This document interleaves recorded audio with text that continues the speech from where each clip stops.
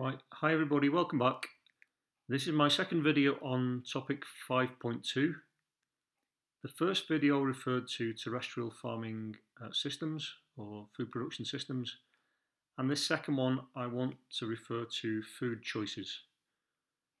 It's a little bit artificial perhaps, but I want those choices, one, to refer to choices in food production, or how in different parts of the world we choose different food production systems.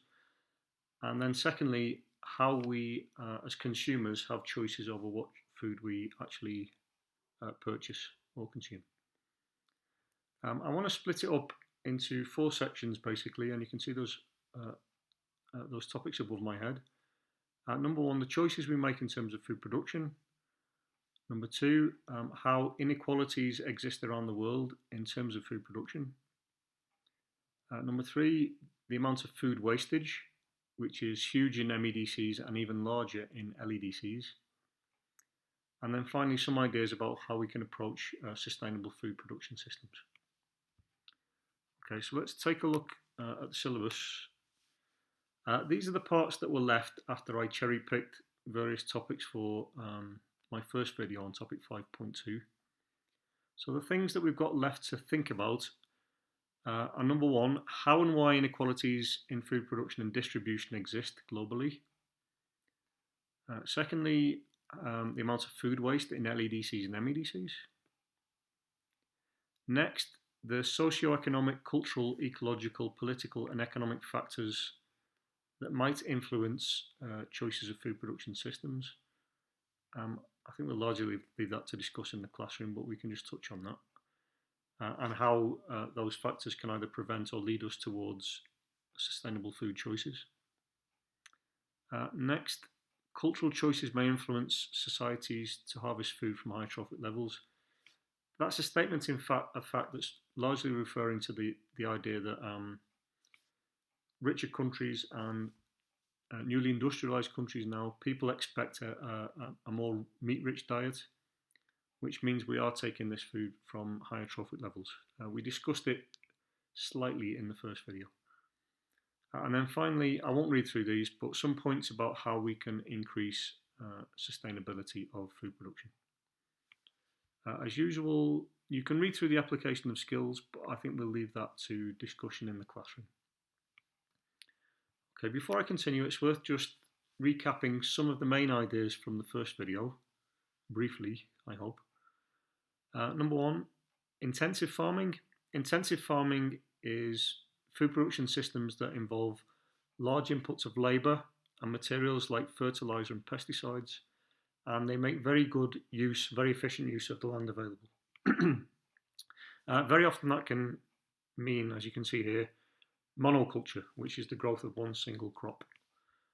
It can also include livestock rearing, like here you can see battery turkey farming. And it can be, in terms of livestock, it can lead to very cramped and unpleasant conditions for the animals that are being farmed. Conversely, this is extensive farming, and although you might relate that to LEDCs, it's very prevalent in MEDCs, and a very obvious example is cattle ranching. Extensive farming is farming that involves fairly low input of labour and materials and fairly low efficiency of land use. That doesn't mean that it can't be very profitable and it can't be very commercial, as is the case with cattle ranching. And then finally, subsistence farming, which is largely related to LEDCs. That is non-commercial farming, labour-intensive farming to feed your own family rather than to grow cash crops for sale. It involves low input of materials, high input of manual labour, and if fertilisers are used, they don't tend to be synthetic fertilisers, but natural fertilisers from animal poo. Okay, so a couple of comparisons now. I'll try and run through this quickly. I don't want you to just repeat exactly what's on the screen. You can see that for yourself. But a comparison of food production in MEDCs compared to LEDCs. MEDCs, intensive commercial agriculture, whereas LEDCs are largely subsistence. MEDCs produce high yields, LEDCs farming methods generally low yields. MEDCs have high dependence on technology, which is the reverse in LEDCs. In MEDCs, as I've already said, more or less, cash crops are grown for sale and profit, whereas in LEDCs it's largely subsistence farming for the means of feeding yourself and your family. MEDCs usually use high levels of synthetic fertilizers and pesticides, whereas LEDCs don't, and if fertilizers are available, they tend to be organic from animal poo. MEDCs very often use high levels of irrigation, which can lead to environmental problems such as soil degradation due to salinization, which we'll discuss elsewhere. And in LEDCs, well, I've said access to water may be limited. There are exceptions to that, of course. As you know, water distribution is inequitable. But one very high level use of water for farming in LEDCs would be paddy farming, rice farming, where large amounts of water are actually used. And then finally, MEDCs, we associate it with a high rate of soil degradation. LEDCs, possibly more sustainable, lower rate of soil degradation, but less available technology and technocentric approaches to solve problems that are caused. Okay, so now let's basically apply the same idea but to specific examples.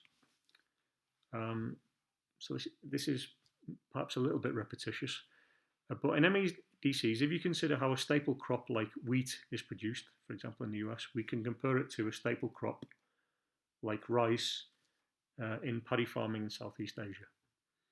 So in MEDCs, intensive, LEDCs, subsistence agriculture largely, with some export and some growth of rice as cash crop.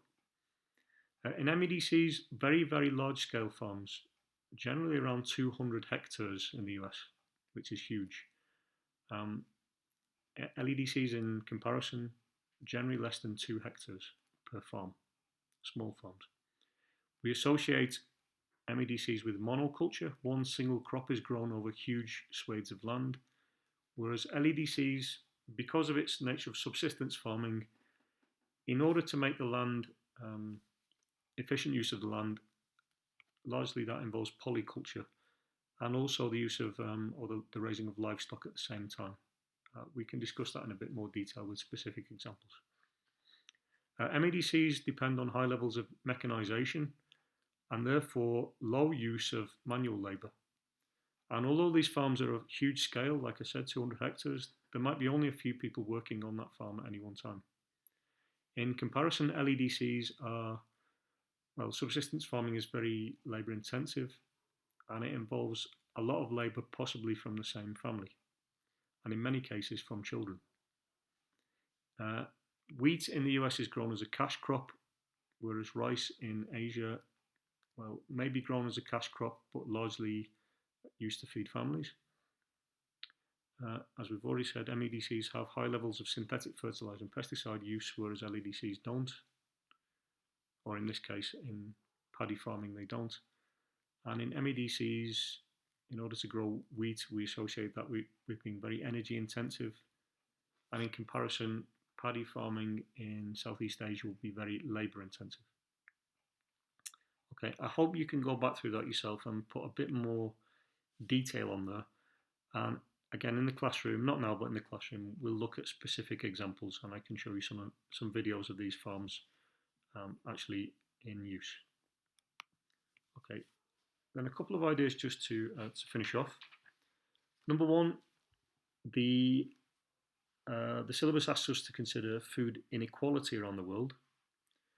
Well, one case in point is the fact that in MEDCs about 1 billion people are overweight or obese, whereas in LEDCs about 1 billion people are undernourished, which is quite shameful, really.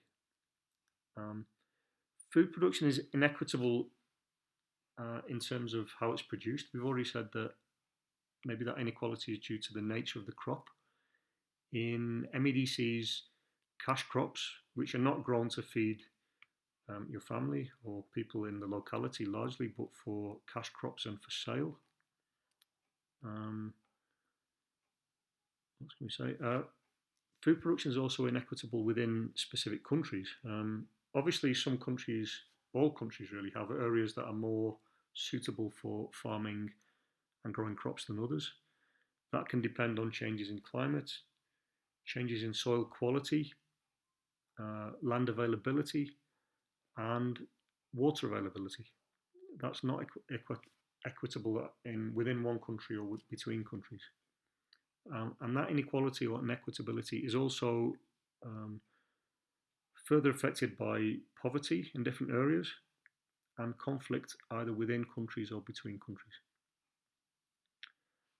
All right, and then to finish off this part, just to consider wastage. I've already mentioned this at the start.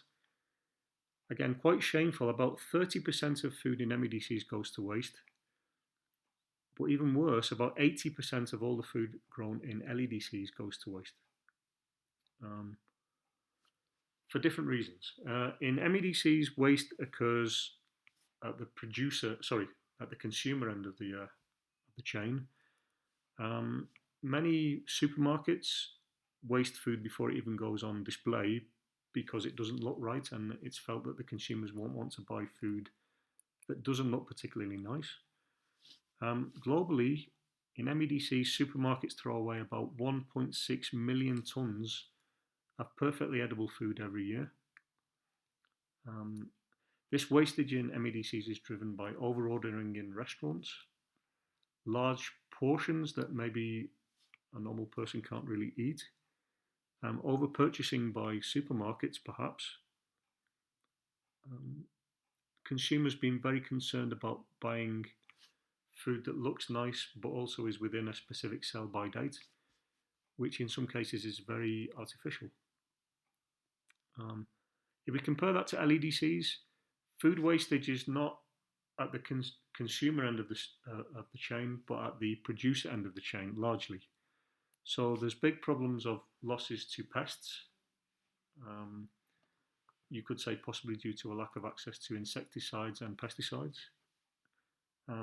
Problems of farming and problems of transportation especially, and storage, and problems of refrigeration or lack of refrigeration, which leads to huge amounts of food wastage. We do produce enough food globally to feed the world population many times over, but somehow we don't manage to do it. Okay, and then just to conclude, pretty much what I've done here is just reproduce those bullet points that were on the syllabus.